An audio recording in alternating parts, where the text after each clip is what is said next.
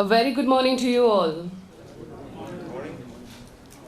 Can we see all the smiles here? Great. So let us start this beautiful morning. I, Sulekha Chandra, welcome you all on behalf of Forum of Emotional Intelligence Learning India and Indian Institute of Public Administration. It's my privilege to welcome such an articulate and emotionally intelligent audience. Let's start with our prayers to the goddess of knowledge, Ma Saraswati, and may I request all of you to close your eyes for 1 minute.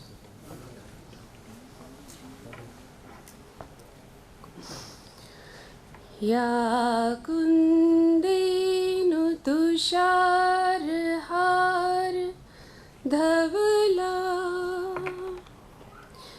ya shubhra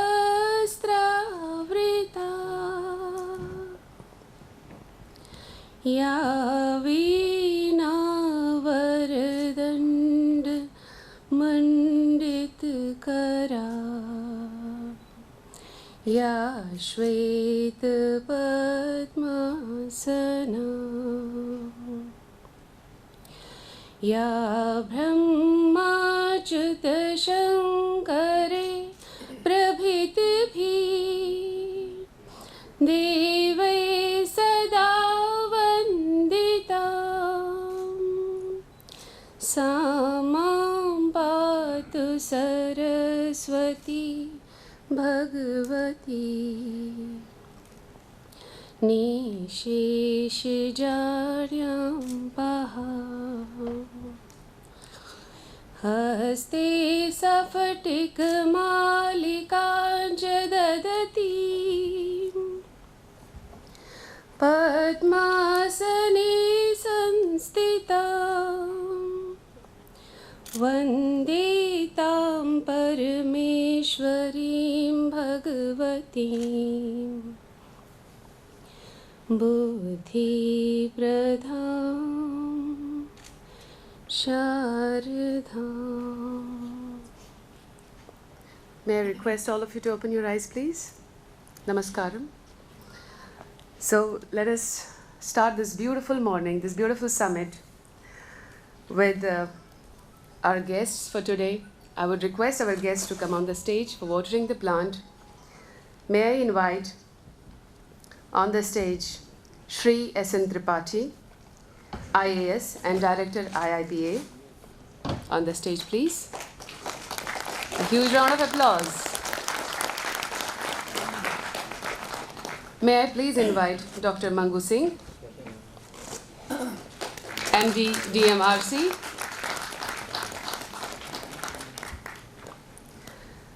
May I please invite Dr. Asha Singh, Chairman, Forum of Emotional Intelligence Forum of India.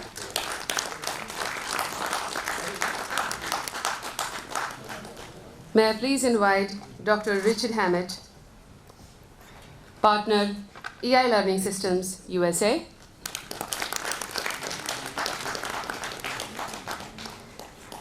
May I please invite Mr. D. M. Bassinet, Head, World Without Anger. It's our privilege. May I please invite Dr. Shamira S. Malekar, Assistant Professor, City University of New York.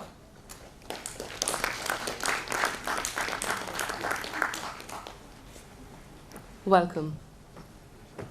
Welcome, Dr. Shamira.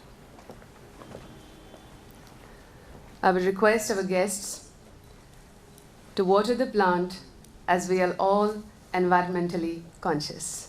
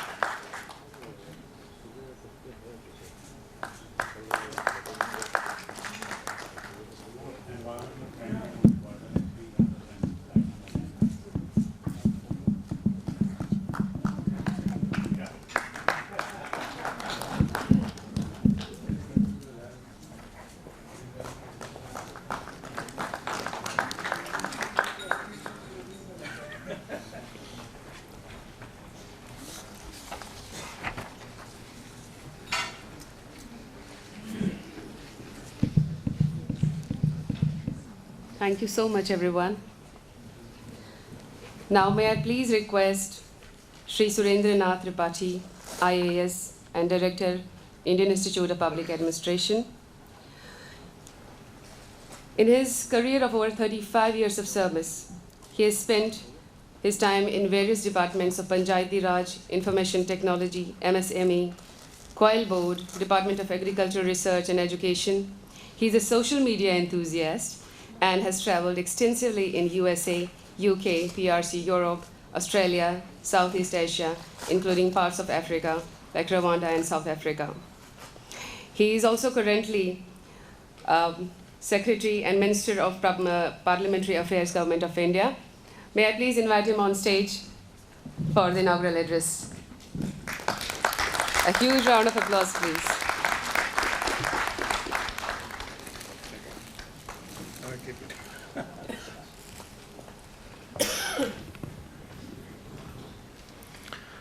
Very good morning to each one of you.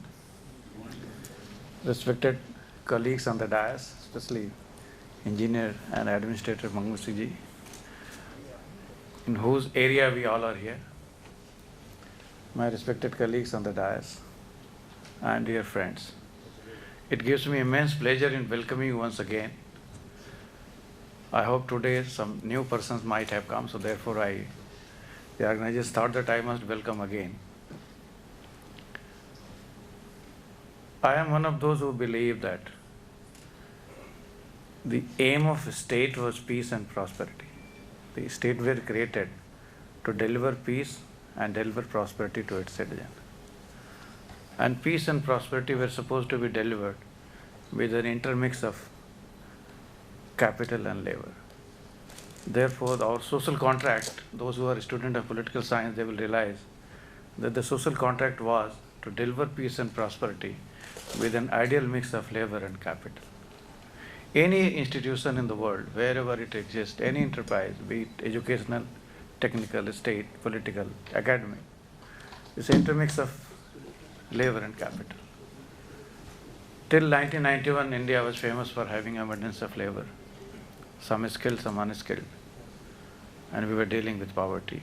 We lived in poverty. Our per capita income, our per capita purchasing power, if you compare from 49 to 91, vis-a-vis our neighbor, big neighbor, we were below $200 per capita. In 91 onwards, we liberated our economy and we became today almost nearly $3 trillion economy. We are aiming for $5 trillion economy. What was the role played by? We liberated labor and capital both.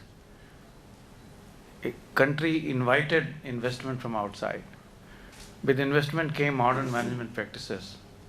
And we also leverage our industry so that more labor can get a job and our labor becomes more productive.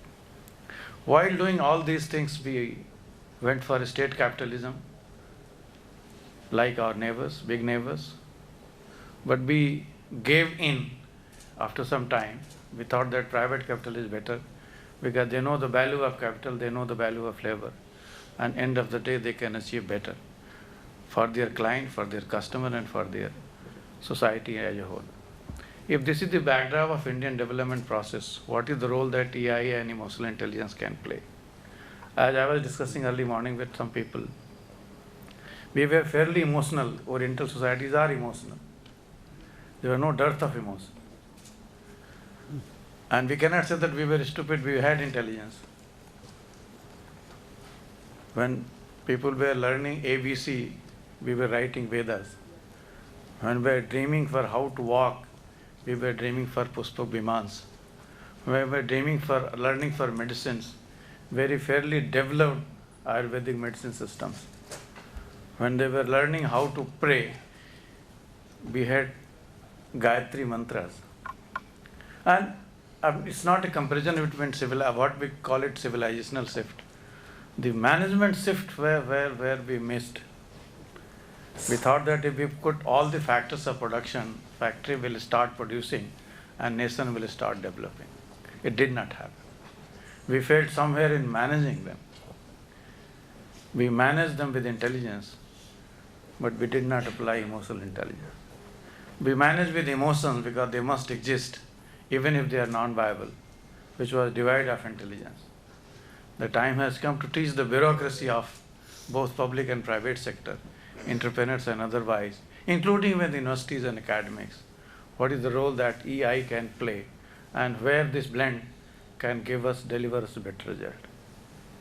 If labor and capital are factors of production, today emotions and intelligence are also equally important. Yes, I do believe that people are talking of AI and VR, artificial intelligence and virtual reality. I'm a bureaucrat, sir. I always believe that artificial cannot be an intelligent, but we have to revise that. We always thought that reality, the way bureaucrats think and politicians think, that is the reality. But we were aware always in the ivory towers. We were out of touch from the reality. But virtual reality and artificial intelligence is not the solution. Rise of AI is welcome, but decline of real intelligence is the problem. Same is true for virtual reality. You can't be away from reality and find out solution in the virtual real world. Today kids are becoming addictive of smartphones. The disease today is not of technology driven disease. Perhaps AI, perhaps using emotions, perhaps using intelligence can bring the change that we are asking for. We all believe that any enterprise needs AI, but how do we do that? Every enterprise has workers. Workers think that doing all that is told to them is good enough. We have managers. Managers think that being efficient is good enough. We have leaders who think that leading this bunch of 3 jokers who are working for me is good enough. But today, all these workers, managers and leaders are no longer relevant if they do not have the capacity of being a mentor. In fact, today the age is to become a guru, to become a cult. If Sri Dharan sir is a cult in urban transportation system, or Mr. Singh is there, the way he is leading this institution, there the trust percolates industry-wide or enterprise-wide. It is that type of emotional leadership that is needed for the day for managing the institution. Being in IIPA, we try to train bureaucrats on these fronts. That, sir, you are already intelligent because UPSC has selected you. But you should add E and I so that you can deliver the result the way government is asking for. Those who are well conversant with the Indian economic system, they know that today we are working for $5 trillion economy. It's an aim that government has set it for itself. Some people are suspecting that is it possible. In fact, if it is not possible, it is not achievable. If it is not achievable, it cannot be dreamt. But is there any limitation on dreaming also? Why can't we dream in color when there is no age of black and white? Limited point of saying that unless we have a larger dream, bigger picture, we can't put the things in perspective. $5 trillion economy, the clarion call of our Prime Minister to perform, reform and transform. If you read all these things, they are in the realm of using intelligence, using emotional intelligence, being less argumentative, being more decisive, and that is where the secret of Indian system will be all about. We have a very rich, glorious history, much glorious academic history. Now we have to convert this intelligence and knowledge into our bureaucracy, into our academics, into our theories and practice. We all have been too much led or otherwise misled by Western theories of management. Can't behave Indian system of thinking, where all these things were already part of the job. We were treating Vasudhaiva Kutumbakam, not the factory alone. Why not that intelligence percolates down to the bottom? With these initial thoughts, once again I really welcome each one of you to this great workshop, to this great paper presentation. In fact, I thought I have come here with vested interest to listen to the intelligent people on the dais and off the dais. I hope I will not be belied with that hope. Thank you once again, ladies and gentlemen. I'm deeply fascinated with this speech, sir. Deeply fascinated. Very well said that we need emotionally intelligent leaders, and the technology-driven disease that has spread, we need to deal with that. Thank you so much. Now, may I proceed and invite on stage Dr. Mangu Singh, Managing Director, Delhi Metro Rail Corporation, the man behind the success of Delhi Metro Rail Corporation. We all are reaping the fruits of this success. Please welcome him with a huge round of applause. Privileged to meet you again. Distinguished dignitaries on the dais and off the dais, very, very good morning. I am really pleased to welcome you all this morning here, and really like to thank and compliment Forum for Emotional Intelligence Learning and IIPA for organizing this event in our premises and giving us the opportunity to be part of this the program. We were introduced to this concept of emotional intelligence a few months back by Mr. Ishwar, when we had a very interesting and very sort of learning type of lecture by Mr. Dr. Singh, where all our senior executives were present here.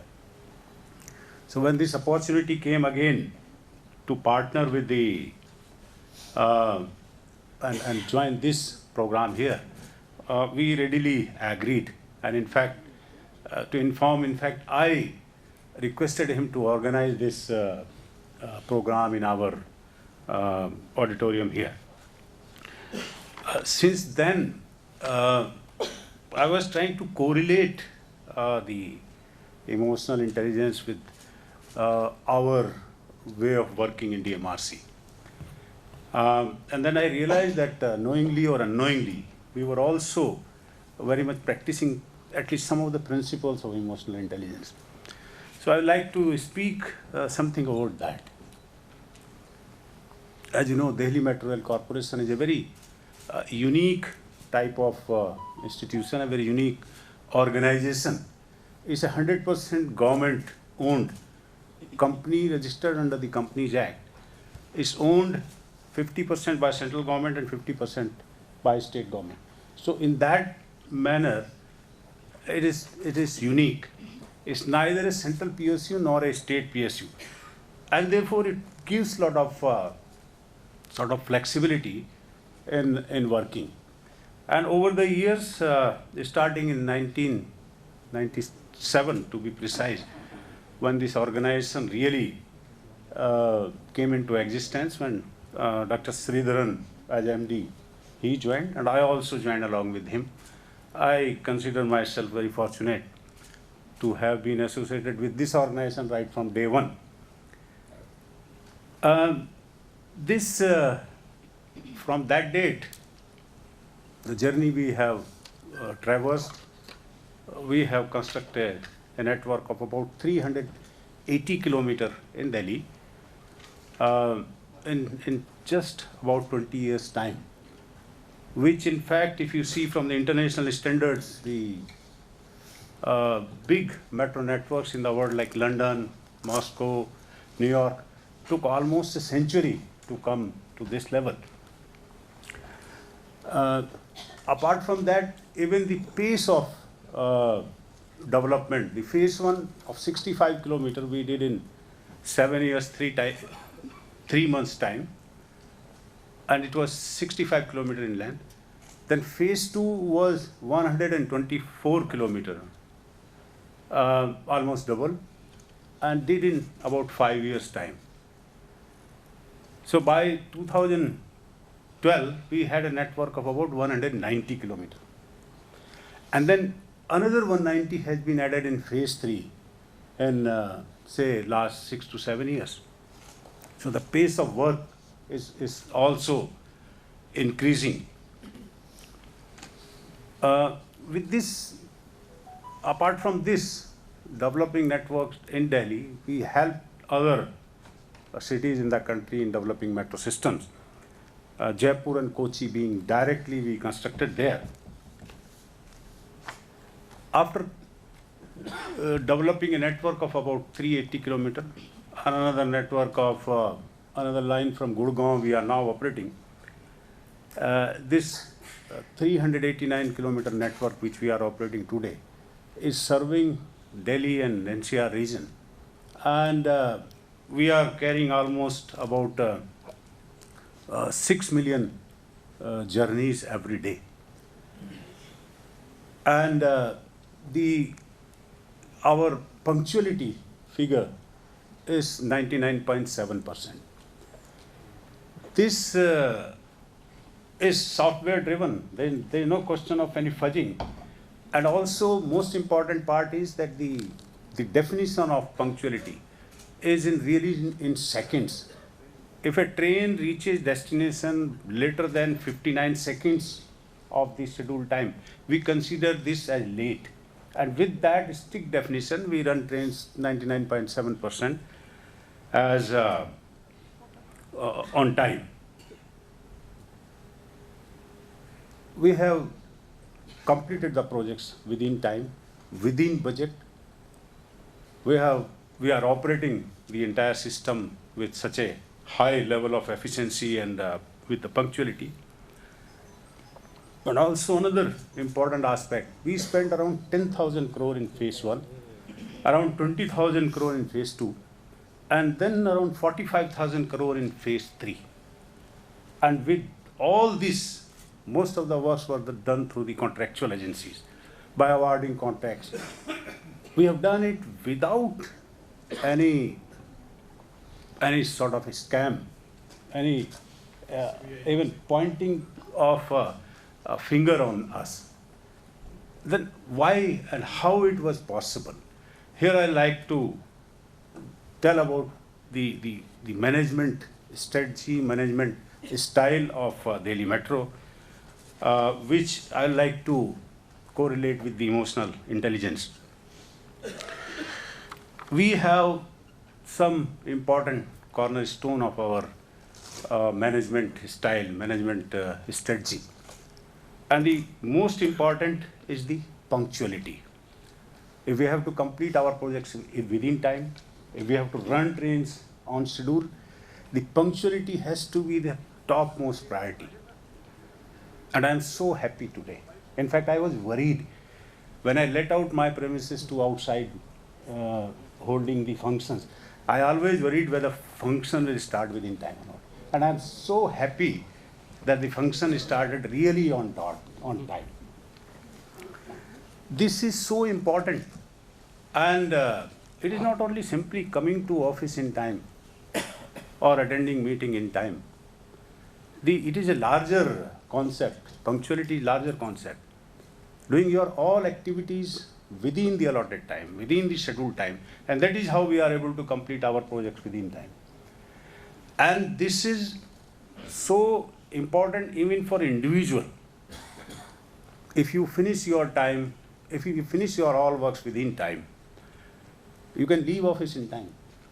Just to inform you, I leave my office at 6 o'clock daily. I don't sit late at all. I also ensure that this building, the power is switched off after 6:30. I do not want anybody else also to sit late. Because we believe that if one cannot work within allotted time, 9 to 5:30, by sitting late also he can't do. So this gives so much advantage to you individually, to personally. If you go your home in time, You don't take worry with you. You finish your work within time. You don't take work with you to your house. There is no worry at your house. You have enough time for your family, enough time for your social obligations. So this helps you individually also. So this principle we follow, and we follow very religiously. If I give you an example to what extent we can go as far as the punctuality is concerned, in one of our formal function, minister was supposed to be the chief guest of the function. And when I went to invite him formally, I sensed that since he had a program outside Delhi, in Ranchi, I apprehended that he may not come in time. So I requested him, sir, in case you are late, allow us to start the function. And he had no other option. He said, yes, go ahead. And this is exactly what happened. Our program was scheduled at 7 o'clock in the evening, and he was nowhere. He was to come from Ranchi. So we started the function in time. And in fact, when he came, our last item was going on. We requested him that please bless us with your presence. He came on stage and blessed us, and the function was ended. So we go to that extent as far as the punctuality is concerned. The next most important aspect is the integrity. Is given the topmost premium in the organization. There is no compromise as far as integrity is concerned. And here again, integrity is not simply absence of corruption. It's much more larger concept. Following good moral values, taking all decisions. That is why you see we deal huge value contracts up to 5,000 crore individual contracts. And please remember, we are a 100% government body. We are watched by vigilance, CAG, audit, everybody. So it's not that we have some immunity on that, but only because we follow these integrity principles so strictly, we have our people have courage to take decisions, because in any eventuality, if somebody asks question, vigilance, CAG, if your decisions taken are in good faith, are only for the benefit of the organization, and there is no individual interest attached to that, we believe that we will be able to convince those agencies that decision taken, and that gives sort of courage to take the decisions. Then competency. There is a difference between the capability and competency. We believe that every human being is almost equally capable. 2 hands, 2 legs, almost same size of brain. But it is the competency.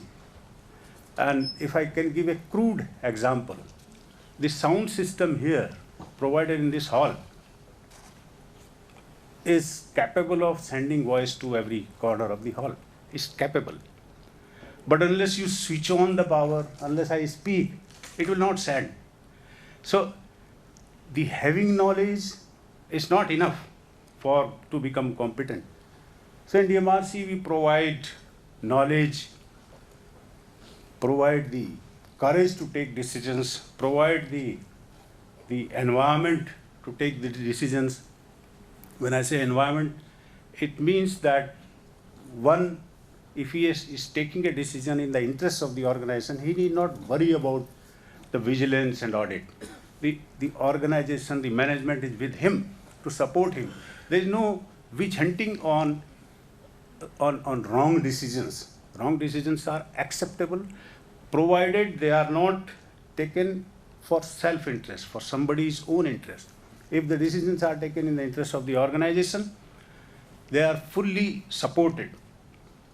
There are a number of cases where this has helped us. There are cases where matter had gone to the right up to Supreme Court in case of awarding contracts. But ultimately, we won those cases purely on the strength of our decision making. Last most important item is the dealing with the contractors. We have to get all the works done through the contractual agencies. And unfortunately, in our country, in our society rather, I will not say, the contractor is an identity, is a person who loots the public money. This is the impression in society, it is there. But it's a reality. You have to get the work done through the contractor. And contractor is coming to you, you are awarding work to him. He is doing a work, he is doing his business. He is not coming for a charity. If he has to work, he will work for profit. And therefore, dealing the contractors in right perspective.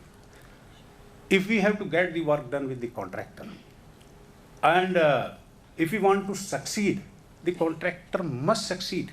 That is the fundamental principle. If he doesn't succeed, you will also not succeed.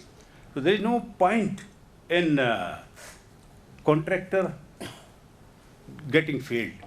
So in our management style, we ensure that the contractor doesn't fail. In our entire history of getting work done for phase 1, phase 2, phase 3, the huge value work, there are hardly any case where we had to resort to terminating a contract. It is necessary, it is very important to make a contractor successful, because his success means your success. And for that, we follow the principle of removing all genuine difficulties, not reading the contract literally. And that actually has helped, and that is how we are able to get the most of the work in time. So with this, I thought I must share what we are doing in DMRC, and the opportunity we got today. Probably our people will get largely benefited from this 2 days and tomorrow's program. Once again, I thank all of you for being present here. Thank you and Jai Hind. Wasn't that total wow? Integrity, punctuality, decision making, the defining factors of success, isn't it? I remember a quote here, and I've written it in definitely. Vision without action is merely a dream. Action without vision just passes the time. Vision with action can change the world, and we believe you changed the world. Dr. Mangu Singh, you definitely changed the world. Thank you so much.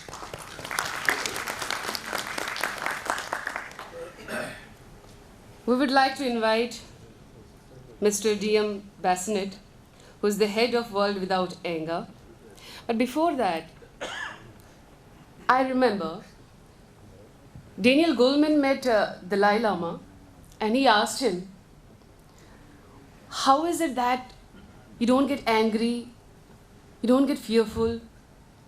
And in return, Dalai Lama said, you don't need to study anger or fear. Please study kindness and compassion. And I think that is what Mr. D.M. Bassinet is on a mission. Please welcome him with a huge round of applause.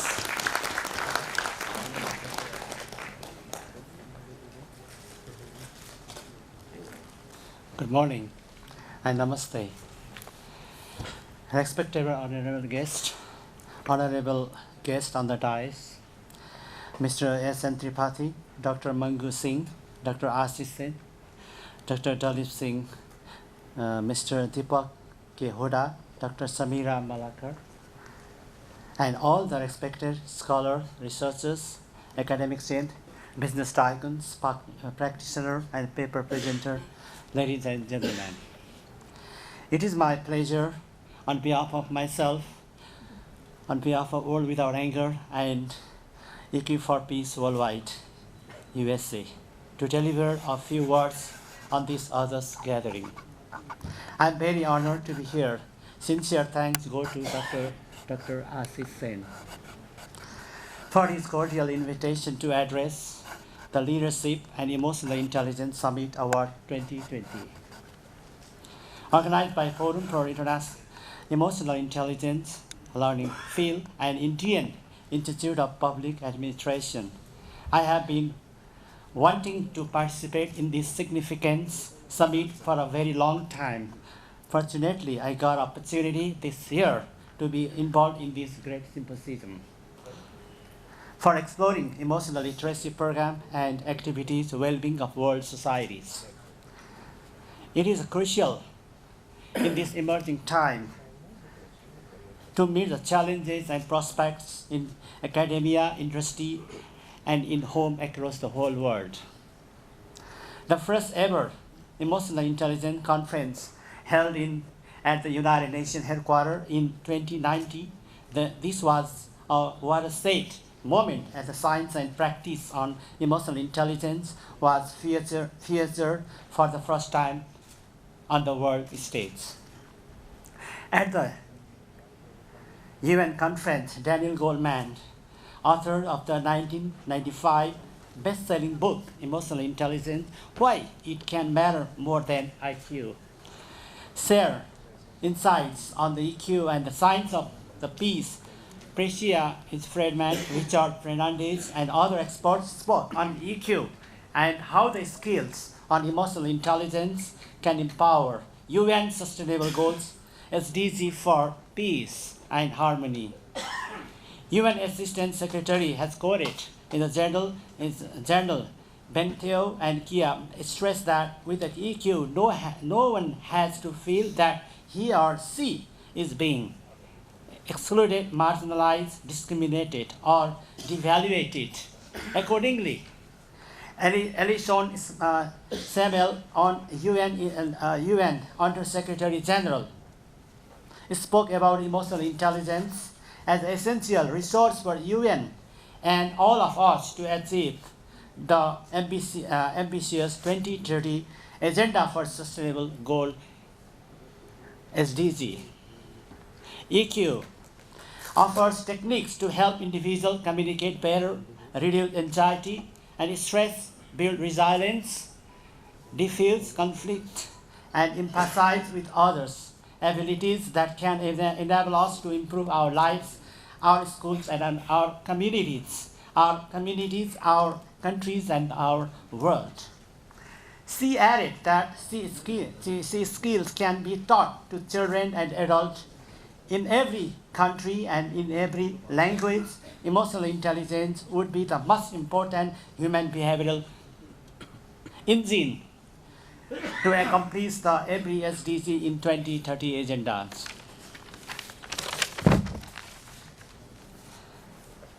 Ladies and gentlemen, in Nepal, World Without Anger has been implementing Life Without Anger emotional education training program since 2007. This program is based on Life Without Anger curriculum developed by Dr. Dean Van Leeuwen, the Dean of Peace, who won the Visionary Award on this textbook to nurture the EI and EQ. In the Nepalese environment, WWA has been organizing emotional well-being related training, workshop, and teacher training, as well as national and international conferences, including awarding the Dean of International Peace Prize to someone who is creating real, creating the significant impact in the field of emotional literacy and peace building mission. In addition, WWA has successfully published the WWA International Journal with its own ISSN since 2007 and has graduated. We have already graduated in the more than 12,000 students on LWA program. EQ is the study of you and me, and we believe need to be taught to every man, woman, and child LWA is complete tested Turkey EQ training system for school, workplace, and home, introducing the basis of emotional literacy, resulting in self-control and ability to make a better decision using a cognitive and emotional information EQ, found with the control, acceptance, self-esteem, and generous appreciation for their new skills, language, and concept to live peaceful, joyful, and meaningful life. By reducing the eliminating emotion, negative emotion within us. Since the dawn of time, humans have dreamed about living in a peaceful world.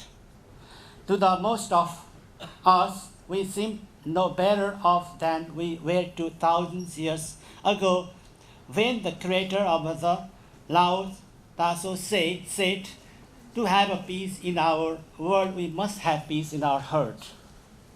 He puts his finger on the answer. When we are ready to recognize this truth, we can find elusive peace at the last. Our school historically focused on intellectual training and neglected emotional training. Intellectual training has transformed our world economically, yet the lack of emotional training programs, education program enable us to provide individuals with the opportunity to get involved in teaching the concept of true inner peace to entire the world peace. Individuals' inner peace in the first step to exhibit the desired goals and objectives of business, spiritual, and social life. World without anger and EQ for peace are happy to collaborate to accomplish this mission for the global place. The Forum for Emotional Intelligence Learning field is the right forum for emotional intelligence leadership competence to enhance the compassionate leadership and promotional emotional literacy by incorporating the fields and EQ and EI curriculum for sustainable development for the peaceful and fulfilling the life in academia, industry, and social as well. Last but not the least, we EI EQ activists should be able to cultivate inner peace, interpersonal peace, social peace through the emotional education EQ for social harmony. This can be achieved in a single generation if our children learn emotional and intellectual education in our school, university, educational system. Please join us helping to spread this critical education to all. I would like to, in the message, I would like to invite you all to attend the 10th International Conference on Global Peace through Emotional Intelligence, EQ-EI, Positive Psychology, People Management and Achievement of Sustainable Development Goal, SDG, on November 2020 in Kathmandu, Nepal. Thank you very much. Namaste once again. Thank you so much for the invitation. Thank you. I think Mr. Basnet summarized everything in one sentence. That in order to have peace in the world, we need to have peace in our hearts. Thank you so much for this message. Now, we're very fortunate to have a video message from Dr. Richard Boyatzis, a distinguished professor from Case Western University, USA. Can we have the video, please? I'm Richard Boyatzis, professor at Case Western Reserve University, and I wanted to add my ideas to this congratulations for another great conference for FEIL in India. I did the first competency study against performance in 1970 and began to argue a number of years later that the reason that competencies were such an important change over knowledge, skills, and abilities, and of course the simplistic notion of IQ, was that it was behavioral. It was something that people did, and it was each competency was organized around an underlying intent and had an empirical link to actual performance. As various of my colleagues over the years have continued to advocate these kind of competencies, which we now often refer to as emotional and social and cognitive intelligence competencies, Dan Goldman, and then also with other colleagues that many of you have seen, like Lyle Spencer or Rob Emmerling, Carrie Chernis, that we have basically argued for a long time that it's the behavioral level of the competencies, the emotional and social intelligence, that actually is the most useful part. And although other levels are very important for understanding and the research, when it comes to the issue of how do we help people do something about it, it really has to do with this behavior. And the dilemma that we often face is that a lot of people think they can develop a competency model by just asking a bunch of people what's needed. My 1982 book, The Competent Manager, used a data set from 12 different organizations, 6 private sector, 6 government agencies, to show that when you measure the competencies against performance, half of the things you use, or you come up with in expert or opinion discussions about the competencies are accurate, 25% are irrelevant, and another 25% are the opposite. So using opinion or attitude-based ways to come at a competency model is just a waste of resources. You're going to mislead people and distract them from the kinds of things you really want to be working on in development or selection. But at the heart of it, what most people think about is not the competencies themselves or the emotional and social intelligence. It's how do you use them and how do you develop them? How do you enhance a person's ability to demonstrate these competencies? How do you enhance a group of people's and maybe even make it a culture change with the new norm in an organization? And that's where the past 30 years of research of a group of colleagues and myself at Case Western Reserve in the Coaching Research Lab have devoted a lot of time and energy under the concept of coaching, which is really all forms of helping. We have done 39 longitudinal studies published against behavior change, and 3 fMRI neuroimaging studies and 2 hormonal studies. And what we have discovered is a key set of observations about how you help people develop emotional and social intelligence. The good news is you can, and adults 25 to 65 can easily develop these competencies, but not the typical way we go about it.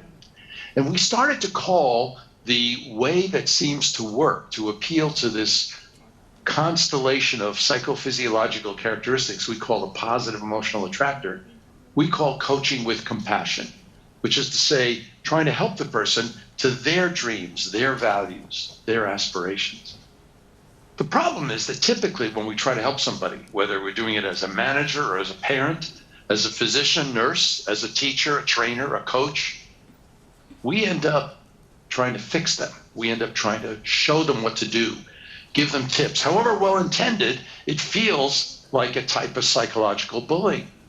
And we call that coaching for compliance. And the research that we've done, all of these different published studies, make it very clear that those are the actions that lead people to close down, to close their minds to new ideas, to stop paying attention to other people, to reduce their peripheral sensitivities and perception. So the dilemma is techniques that are aimed at trying to fix people or fix problems don't work.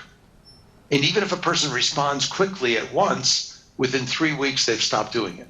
The sustainability of any effort isn't there. So when you think about how to go about helping somebody, you have to stop and raise a couple issues.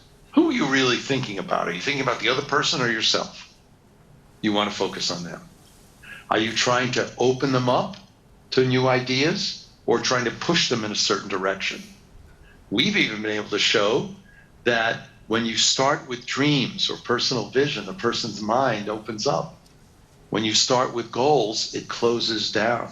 There's a role for goals, but it's much later in the process. The quality of the relationship, the person's personal vision, their core values are at the heart of coaching with compassion.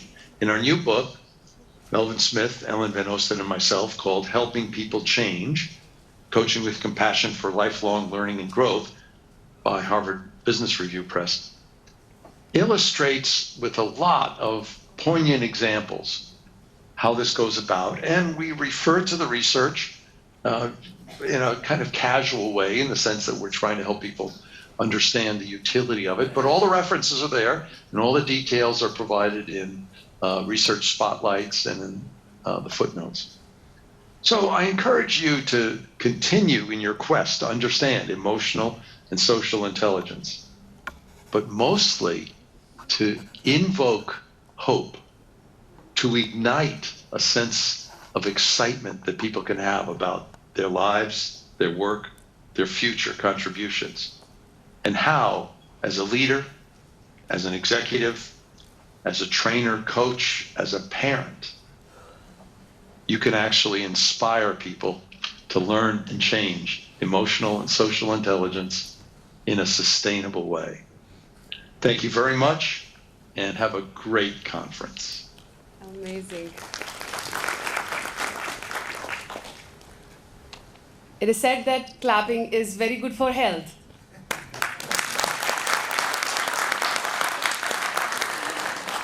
And it adds a lot of energy when this kind of an audience is present. I think Mr. Richard gave a wonderful message that our competencies must help us in developing people while we coach them with compassion. And last but not the least, instill hope and inspire. Yes? And with this, I would like to invite Dr. Asha Singh, who is behind the saying that emotional intelligence is not about being nice, it's about being effective. So please welcome Dr. Asha Singh to say a few words about Dr. Richard and the whole experience.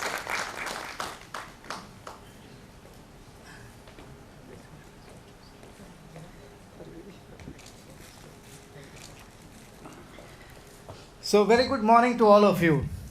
And my gratitude, my deepest, sincere thanks to IIPA, of course, DMRC for making this happen.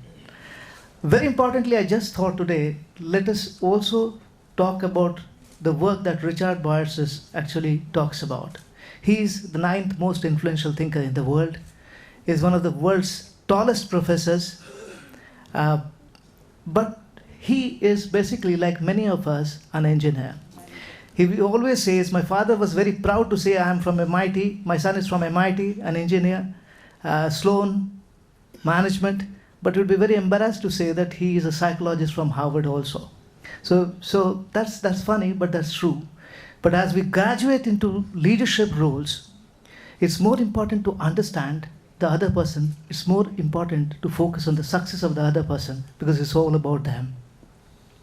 If we cannot revel in their success, if we cannot enjoy their outputs, which are stellar, then I think we lack managerial and leadership capabilities. That's what he talked about.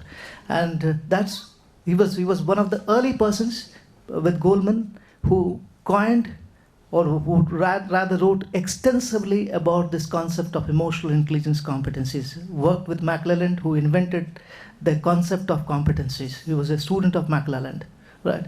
So today we heard him. And some of the things, if we can practice, that would be wonderful. I think there were lessons of excellence that we heard from Mr. Tripathi, IS, Director IIPA, as well as Dr. Mangu Singh, who is a towering leader, who models emotional intelligence in his actions, and therefore, I believe, personifies the values that he articulates. So, thank you very much, and look forward to all of you participating wholeheartedly, with energy, with enthusiasm, and with inputs in this conference as the day progresses and tomorrow. Thank you very much.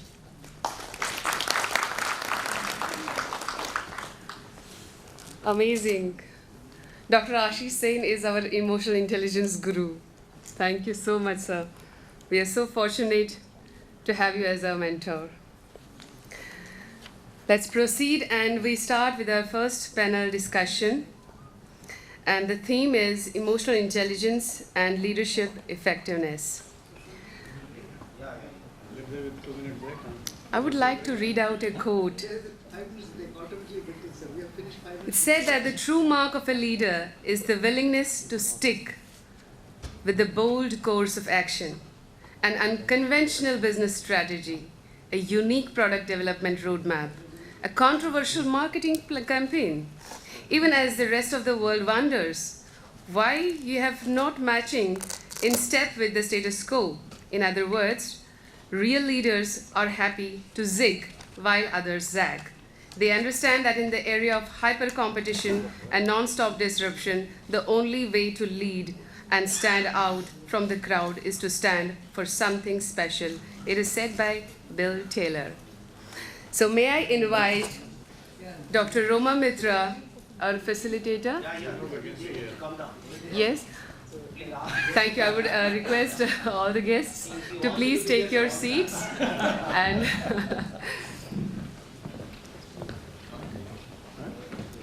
may I please request Dr. Roma Mitra Debanath.